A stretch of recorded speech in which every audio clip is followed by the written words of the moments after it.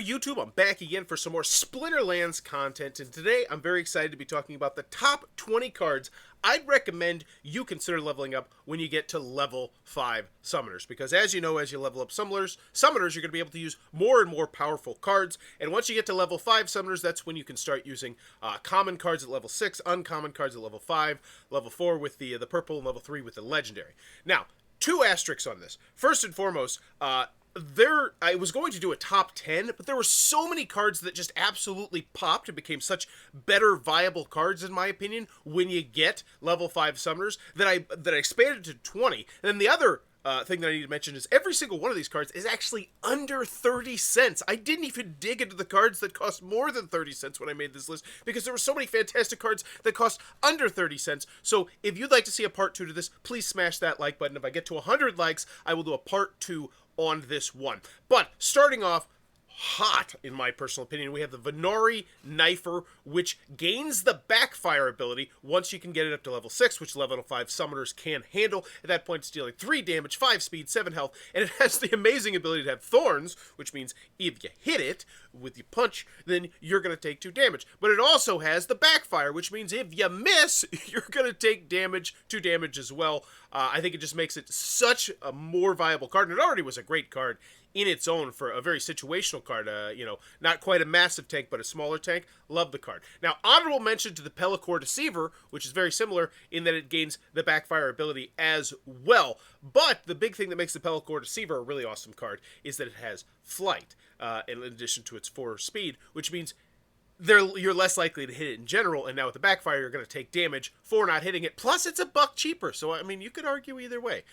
Continuing on, we have the Exploding Rats, one of my favorite cards in the game, but once you can get it up to level 5, with the level 5 summoners, it gains the Redemption ability, which is an ability we do not typically see nearly at all at the lower ranks. Like, you could play for months and months and months and months and months and never see Redemption. Now, what I love in particular about Redemption is that once it dies, everyone on the other team takes a damage, and that could be potentially huge. Now, 1 health sucks, but honestly, the 6 speed is where this at. The burst damage is where it's at, so it's immediately just going to bam, it's going to hit something for 3 damage, then it's going to do 2 damage over to the side, and especially in conditions where this thing's going to get to attack a couple times, it's an absolute monster. One of my favorite cards in the game. That's the Exploding Rats. Continuing on, we have Benari Seedsmith, which, once it gets to level 5, gains the Poison attribute, in addition to having the Scavenger, in addition to having 3 damage. This card just becomes a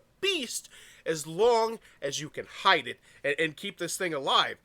Because the bottom line is, if you can keep this thing alive, even when it does get to the front, it's still going to be a pretty decent little tank and going to be able to take a couple damage here. Venari Seedsmith, a card that I think at level 5 really starts to hit its stride. And you can tell because they don't even upgrade it after that, except, with special abilities. So, continuing onward, we have the Twilight Basilisk, which gains the stun ability. Once you hit level 5, when a monster with stun hits a target, it has a chance to stun the target, causing it to skip its next turn, which is huge. If you can get a stun on, say, Grum or Grund or any one of these massive tanks that we just see all the time, these 9, 10, 11 cost tanks, these big boys, the Twilight Basilisk, worth its weight in gold when it can get hit. Not to mention when it does get to the front line, it's got a little bit of tankiness with the 1 armor and the 4 speed. But still, great card. I think it really does hit its stride when it hits level 5. Continuing on, we have the Scavo Chemist, which at level 6 gets the slow ability. Now, the Scavo Chemist was already a great card for its cleanse ability, and the fact that it's a tank pretty much, in the realm of 2-cost cards, the fact that this has 3 health is really great. But once you factor in that you get slow for $2, I mean, that's nuts. That essentially means that you could spend $3, assuming you got that the 1 cost that slows everything down, and you could do -2 speed for $3. That's just fantastic. And you can tell how fantastic it is because they actually take away a health. At level 5, this thing has 5 health, but once at level 6, they're like, we gotta take 1 health away. It's just too dang powerful with that slow ability. Fantastic card to consider leveling up, the Scavo Chemist. Continuing on, also dirt cheap right now, we have the Hill Giant, which is one of my favorite little mini tanks. It's 3 cost. It doesn't do much, but when you can get it to level 6, it gains the stun ability, which could be a big deal. Honestly, this one's a bit of a stretch. I probably could have replaced it with something else. But I think for $3, 7 health, and a stun ability, I mean, come on. That's great. And you gotta admit, it does get way more viable at that point, because the thing's hopefully going to get at least one hit, especially if you're healing it or you're giving it shield or something like that, slowing other people down. Next, we have one of the newer cards at the time of making this, the Dampier Infiltrator, which at level 5 gains the Cripple ability. Each time an enemy is hit by a monster with Cripple, it loses 1 maximum health, but this is compounded by the fact it has Double Strike, and she is just going to absolutely blast through their backline. Really fun card to utilize right now. One of my favorite cards that I'm playing with. That's the Dampier Infiltrator. But get it to level 5, and then their backline's gone. You know, they might spend $8, $9, $10 on a big beefy backline tank, and this 4-cost card is still going to wear it down after about 2-3 rounds. You know, that's awesome. Continuing on, we have the Molten Ash Golem, which by itself was always a nice little big beefy backline tank, but once you get it to level 5, it gains the Weaken ability, reducing the health of all enemy monsters, and that is fantastic, combined with the fact it also has the close range, so if this is the last thing left and it gets to the front, it's still going to be able to do 2 damage a shot. You know, really. I mean, I already thought this was a solid card. I think this just takes it to that next level when you can get that Weaken ability, because the Weaken ability is huge. Huge, huge, huge ability. Continuing on, we have the Stitch Leech, which is a card I already like. 3 cost backline damage, doing a decent chunk of backline damage, 2, 3. But once you get this card to level 6, it also gains the Life Leech, which is huge. And so it's going to be gaining health as it attacks. It has 3 damage as well. Really, really, that card hits its stride once you get it to level 6. Highly recommend checking that one out. Continuing on, we have the Antoid Platoon, which, you know, already is a really solid card with 4 cost, and then the shield ability. But once you get it to level 6, bada boom, you start getting Scavenger. And then this thing becomes a lot more useful because you can start to maybe forward plan. You could place this at the back. You could place it maybe somewhere in the middle to protect your juicy back. There's just a lot of options that you get once you get the Scavenger ability. And it becomes a card that's kind of more like a fail-safe. You know, like the kind of card that's just going to buy you time until, you know, your backline can wipe everything up, to a card that's actually pretty viable. You know, it's not a bad little card there. Honorable mention to Ant Miners, one of my favorite cards. It only costs 2. I mean, come on. But once you get it to level 6, it becomes like a mini one, because then it also has the shield and the Scavenger. Much more viable card once you get to level 6. But that being said, still a rock-solid card at any point. If you're not utilizing the card, try it out. Continuing on, we have the Scavo Hireling with Be Still My Beating Heart. If we were actually going to rank these, maybe I should. People love rankings. I'll do that for the next one. And plus, that'll get people talking. You're an idiot, Bauer. You're totally wrong.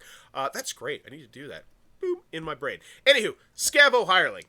Already a great card. You see it all the time. But the bottom line is it gains Camouflage once it hits level 6, which means it cannot be targeted for attack unless it's in the first position, which means your big beefy tanks that you so love with all your heart are now going to have armor being replenished every time until pretty much your tank gets killed. You know, unless you got blast damage or some kind of silly shenanigans like that. But Scavo Hireling, already a great card. Next level once you get it up there. Continuing on with that theme, Lava Launcher. I think this is the only card on this top 20 that is the purple. Because like I said, every card here is under 30 cents at the time of creating. I was just blown away by how many cards really hit their stride at this level. But it can now utilize level 4. Yeah, double check. Level 4. Oh, I already did this. But but then it gains the stun ability, which is massively pop. You know, it's just, it matters. When you can hit a stun on the right target, it is a big deal. When a monster with stun hits a target, it has a chance to stun the target, causing it to skip its next turn. 3 speed, 4 damage, 6 shield, 6 health, can shoot at the front. I mean, what more do you want out of it? Now, granted, there's a reason why this is a big, beefy backline tank. You know, it costs $9, but getting it up to level 4, getting that stun is huge. Because think about it. Really think about it. How many shots do you get off with a lava launcher when you put it out there? You're going to get some shots off at that thing. It's got decent speed. You know, it's got great health. It's got great everything. So chances are you're probably going to get a stun a game with this. And that is just huge. Huge. Love the lava launcher. Continuing onward, we have the Gentoa, and I lied. There's another card for purple. But once again, already a great card. You get it up to level 4, and then it gets enraged. Now, why is that so extra awesome? Because it has 6 shield. Great. So if they're doing face damage, if they're throwing stuff at you, you're going to be blocking that. But if they have any magic mixed in there, the first time that magic hits you, whoa, you get all bag, you get all beefy, and then you become a real big beast. And a lot of times people like to mix magic and, you know, melee, because melee or range, because you don't always have the option to just have a set team that's doing just the one thing. Why is my screen blinking? That was freaking me out. Great card, gets even better. Continuing on. Next, we have the Warrior of Peace. Now, this, I love having very situational cards in my deck. Cards that I know exactly, oh, when this condition comes up, this one, that's where you're going to shine. And pretty much, if you can see the writing on the wall that they're probably going to go with ranged damage, I actually love the Warrior of Peace with 5 speed, 12 health. And I don't use it too terribly often for Demoralize, but when you can have headwinds, like that's one of the rarer abilities in the game. This thing then has Demoralize and headwinds, so if they're throwing stuff at you or you're punching, you're going to do less damage, which means that the condition is no magic. This thing is a beast. You could put it in the front, you could put it in the back, you could put it in the second slot. It's going to get its money's worth anywhere you put it, and it's a great situational card that I would recommend, especially if you like to rock the light, like I really like to rock the light. Anywho, continuing on, we have the Time Mage, one of the most useful cards in the game at just about any level, but once you get it up to level 5, because you get your level 5 summoners, it gains Rust, which is fantastic because it reduces the armor of all enemy monsters, which is just fantastic. But it already has Slow, so you're getting Rust and Slow, 2 incredibly useful special abilities, all for the cost of $4 with 2 magic, 4 speed, and 3 heart. Well, the 3 heart kind of sucks, but everything else, mwah, beautiful. Consider leveling that one up at one of the first. Next, I go back to I love having situational cards. And how many times have you gotten to the $1 or the $2 range and you're like, oh, this stuff sucks. I don't want to go eat out, Mom. Well, then you need to get yourself a Chaos Agent. I don't know what I'm talking about here at this point. But the big thing is it gets phase. Magic attacks can miss this monster using the same hit miscalculation as for melee and ranged attacks. But it also has the dodge, which, well, once again, because the dodge is it lowers the chance for melee and range, but the phase uses the same formula here. So essentially, you're now going to be able to dodge anything. You know, 3 health, the 3 speed's not great, but for $1, 2 hearts, all the dodge capabilities, very good chance that this might soak up 1, 2, 3 potentially, maybe hits if you're lucky. You know, and when I say hits, I mean misses. And hits combined. You know, but if 3 things swing at this and then it dies, I think you got yourself your value for $1. I mean, come on. Continuing on, we have the Nightmare. Now, I do want to put an asterisk here. The Nightmare would be oh so much prettier if it had that 3 damage, because then the blast would really be getting its money's worth, because it would be dealing 3 damage to the first thing and then 2 damage to everything to the side. But I still think once you hit level 6, it becomes a much more viable card because it gains the phase ability, which we just talked about with the Chaos Agent a second ago. But the difference is the Nightmare has 6 freaking speed! 6 speed. So pretty much every single time when you first start a match, you're probably going to punch the thing in the front for 2 damage and do 1 damage to the thing on the side. And then it's going to be really stinking hard to hit you. If they go with the Grum Fireblade with the 1 speed, you think they're going to be able to kill you? You think they're getting that shot off? Probably not. You're just too dang fast.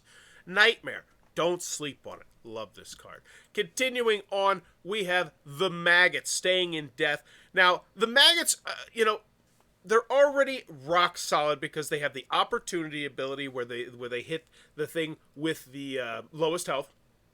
But at level 6, they really become more viable, I think, because they get the scavenger ability. So if you can keep these guys safe, you can pick a couple things off, their health is only going to continue to grow. And that's just super useful, especially for a card that only costs $3. You know, this is not something you have to build your deck around. However, you know if it gets in, once this thing starts going, it's just worth its weight in gold. Love the Maggots. And I hate the fact the list is almost over because I love talking about Splinterlands. But ending with my favorite card in the game. Yeah, I said it. It might be Firelade. I do love Grund. You know, I love the double smash. But I think my favorite card in the game is probably the Baby Unicorn at 3 cost. And once it gets to level 6, oh boy, howdy, swiftness in addition to strengthen, so every single person on your team is stronger and faster. What more could you possibly want? It also has 4 speed and the 1 damage, because it doesn't always get damage up until you get it to level 3, so it can do a little bit of damage. You can go in there and poke things. But you keep this thing alive. It's just fantastic. It makes everyone on your team just more viable. And in particular, I love it for poison. You know, a lot of times, one of the strategies I don't think enough people really think about utilizing, at least when I see people play, is using, you know, the Baby Unicorn and any other cards that give you strength. Just things that are going to give you way more health, and then trying to be fast and just outlasting people. But anywho, Baby Unicorn, just a very fun card to use, and it becomes even more fun when you hit level 6, because you got speed and you got strengthen for $3? For $3, everyone on your team is stronger and faster. Come on. That's my number 1. If I were going to put this 1 through 20, I might do that. But then again, I'm super biased because I love the Baby Unicorn. But those were the top 20 cards that you should consider leveling up once you get yourself a level 5 summoner. Once again, if you enjoy the content, please be sure to click on that subscribe button down below. Also, if you'd love to see me make more Splinterlands content, consider donating cards to me, because I currently can't afford to get as high as I'd love to get, because, you know, cards are expensive. But my Splinterlands is Bauer's Game Corn. There's no They ran out of space. I was like, whatever, I like corn. So, yeah, but let me know in the comments below what other Splinterlands lists you would like to see. And also, once again, if you enjoyed it, consider liking this video, as if I get to 100, I'll do a part 2 on it. But, bye-bye. Have a great day. Doop.